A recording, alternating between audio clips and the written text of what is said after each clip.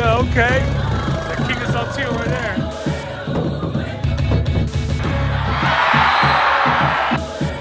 Okay. Know where we at.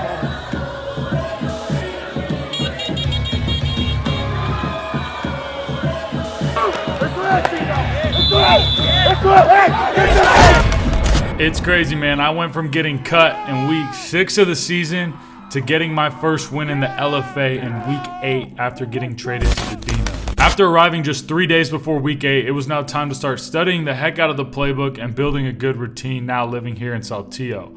It's a night and day experience that I've had with the Dino's organization compared to my previous organization that I was playing for in the LFA. One thing about Mexico, man, is you never know what can happen. And always on the field and off the field, you're going to face some adversity. And for me, all of my gear got stuck in customs, so I was doing anything I could to find myself the equipment that I needed for week 9. I'm here with Emiliano. He's helping me find the little bit of gear that I need left for today's game. So far, I've found black tape, and I'm looking for a shooter sleeve with an elbow pad, just because some of the fields here in Mexico are not the best, and I'm landing on my elbows consistently every time I get tackled. Here's everything laid out. Today, we're going with an all black accent look.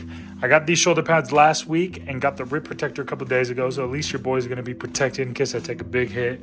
We're still working on getting better thigh pads and knee pads. Your boy's still rocking the concussion bucket, but again, I'm grateful. Shout out to Dino's for the helmet. I'm rocking the Binky mouthpiece for the first time. I'm trying it out. We're going with the all black accent look, as I said. I haven't got my cleats yet, so I'm rocking size 15, big body, big boy cleats.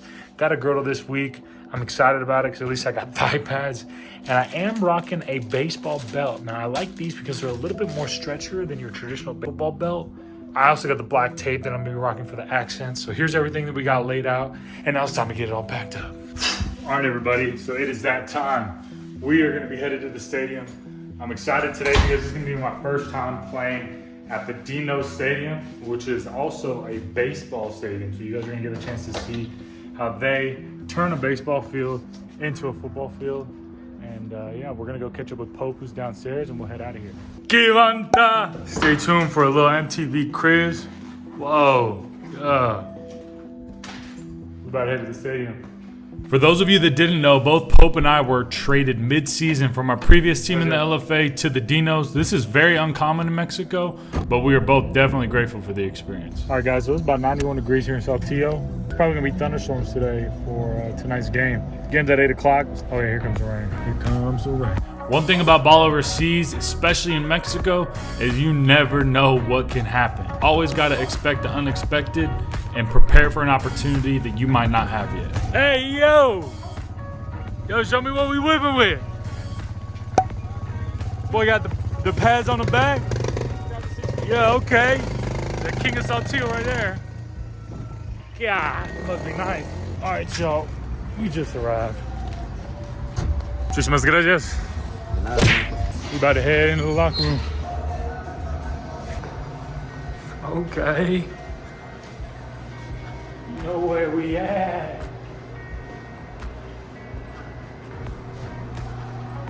Yo. We better find a locker room here. I remember growing up watching the Oakland Raiders play on a baseball diamond, and it always looked like a real cool environment and atmosphere. And to now get the chance to live that out here in Saltillo playing for the Dinos is a cool experience. This is what the baseball diamond looks like from the ground level. And now here's what it looks like when you put a football field on it. As y'all can see behind me, the zone goes right up to the pads here on the side of the stadium. Not want to be a receiver catching a fade ball in this corner. That's a corner of death. All right, y'all, we're here. Got a little rain coming here in the forecast. So I'm about to go inside and do some stretches. And I'm gonna keep bringing y'all along. Yeah. Check this out. We come out of the dugout, out of this thing. Shit, it's about to be lit. Can't wait. Yeah. Yeah, we're roommates. You guys know the vibes. This is what my locker's looking like, but let me show you what my boy James has got cooking up. All right, James, show me what we got here. We got the social sparking off. Yeah. Giving away some gloves today. Okay. Doing it for the fans. That's what's up.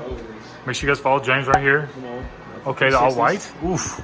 Pads. Track cows in there. Y'all don't get to see them. Okay, nah, we'll see him out there on the field though. We'll see a little 4 action. Oh gosh, what's that thing shining over there? I'm 7 today. Oh, yup. That's 70 boy switching it up.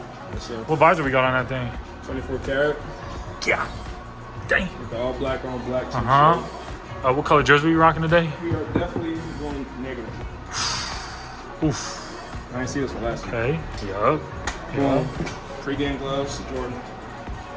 There it is, folks. Oh, and he's got some in the drawer. With the all whites for today. This boy's got so much stuff in here, man. Shit. There's just a lot of stuff going on today. Knee pad, doing turf tape again. Separation comes with the preparation. Yes, sir.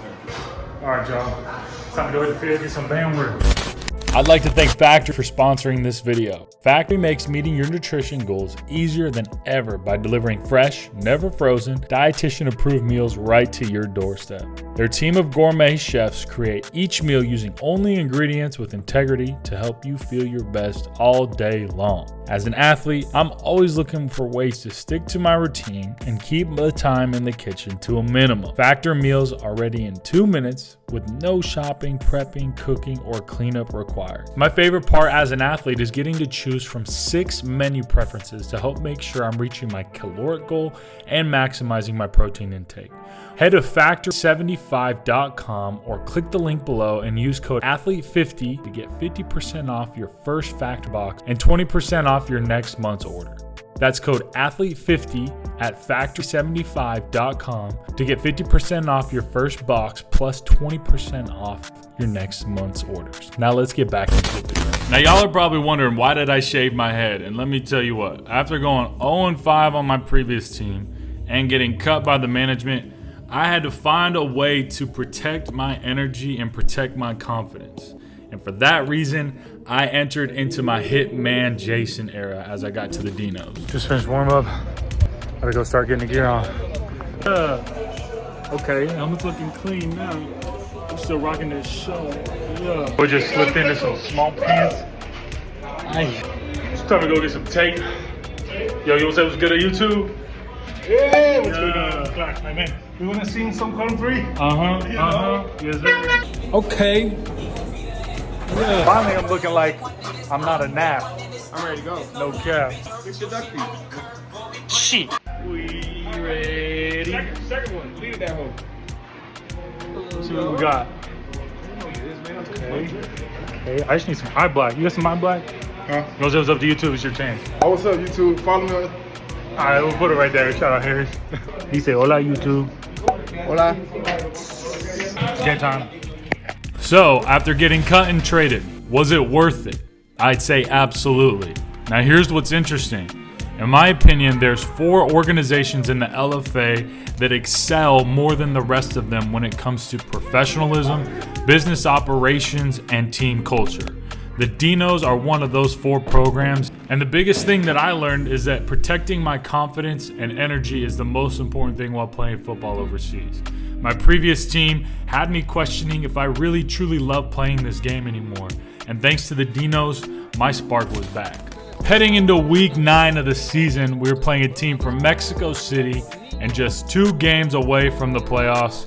And our offensive coordinator schemed up a game plan where we were attacking through the air the entire game. Besides playing ball in Cancun, this has to be the coolest environment I've played in overseas. Shout out to all the fans from Saltillo who came out to show support. And because we're playing in a baseball diamond, the fans are typically packed into the corners of the stadium near the end zone. And let me tell you what, when the boys got in the end zone to score and celebrate, everybody in the stands was going crazy with it. Final score 38-14. Yeah. Muchas gracias. Snacks after the game? Yeah.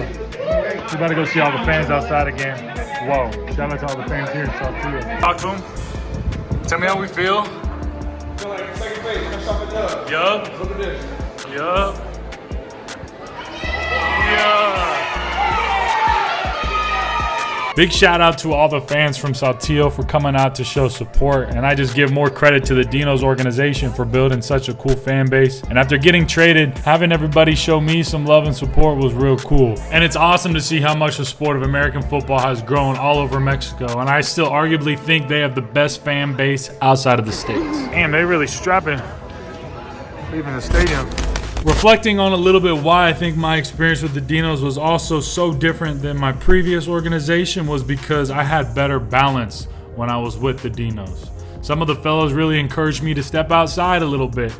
And this is what's also important for players overseas to remember, is that having motion off the field is super important.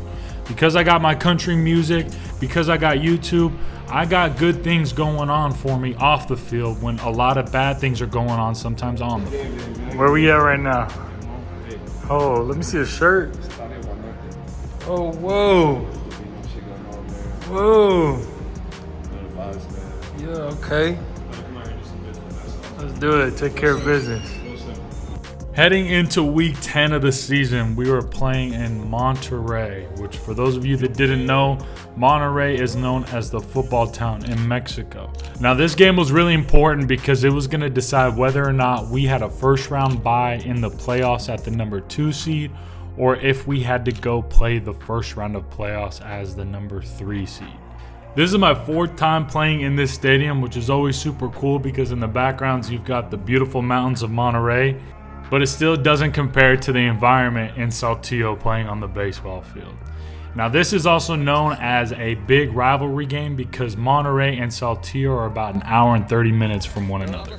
Heading into this game, we had already clinched playoff berth, and the Fundidores were still fighting for a chance to make it into the playoffs. So they came out with a little bit more energy and intensity than we did.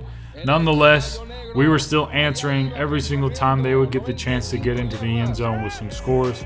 I think what's cool about both of these programs is their offensive coordinators really do a good job installing plays each week to make their offense be able to excel and do different things.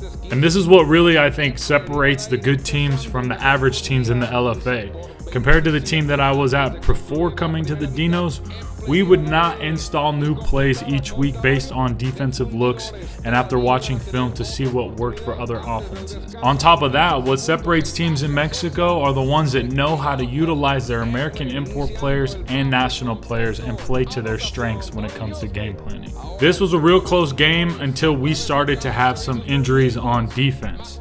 And everybody knows once you have some injuries as an offense or defense, the other team is going to try to attack those new players that come into the game, and that's exactly what the Fundidores did. They started to take the lead away into the 4th quarter after we had to move our safety down to a corner, and we really had no help over the top. So this made everything real interesting, as in week 10 of the season heading into the playoffs, we are going to suffer a big loss. And this also mixes up what the playoff picture was going to be. For bye week, first round of playoffs. After the tough loss in week 10, a team from Tijuana upset another team from Mexico City, and they helped us clinch the 2nd seed going into the playoffs and a first round bye. And it was time to now celebrate with the fellas, have a little barbecue with the family, and also have a little bit of a fiesta, baila, baila, baila. So after a week off of preparation, we were heading into the semifinal game, playing the team that I got the chance to play against in week 8 from Jalisco. One of the cool things while playing for the Dinos I got to experience was having a earpiece inside my helmet, just like the pros in the NFL. And in the LFA, things are a little different. The coach can be talking to us for however long he wants. You know the vibes. This is what my locker is looking like before this semifinal game, and your boy finally got my helmet upgraded. I still can't believe to this day I was rocking a shut concussion bucket with one of them thong chin straps, but it is what it is. Now getting the chance to take the field again in this real cool baseball stadium in Saltillo. I hope one of these days that I'll be able to go back and maybe play for this team again in the future, but time will tell. This semifinal game was going to be real interesting. After playing this same team just 3 weeks ago, it was going to be a battle for us to make sure that we could do what we needed to do defensively. After week 10, getting put on 53 points, the defense really needed to show up today, and the fellas did just that. Our defense really showed up to play. The D-line and linebacker core really shut down the Reyes American running back, and the DB shut down the 3 American import wide receivers. Now, because both teams were so familiar with one another, it was going to be a low-scoring game shootout. Nonetheless, having the home field advantage, our fans really showed out with bringing that crowd noise. Before heading into halftime, the Rays managed to tie the ball game up at 10-10. Now, this is where things started to get real chippy.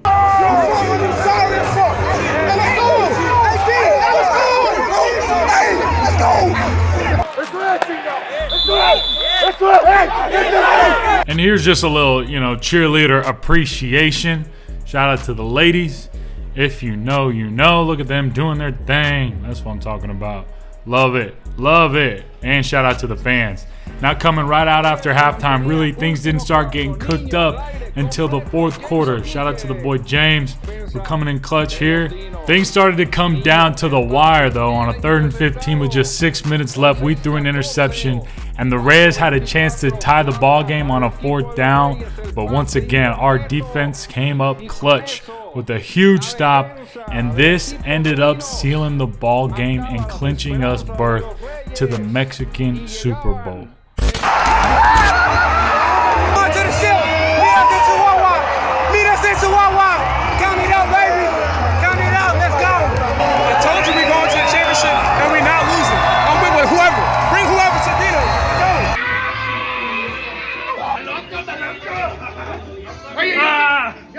All right, talk to him, James.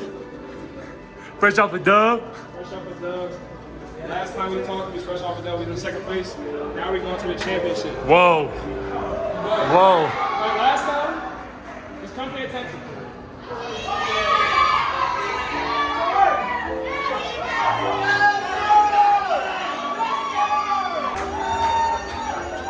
Damn.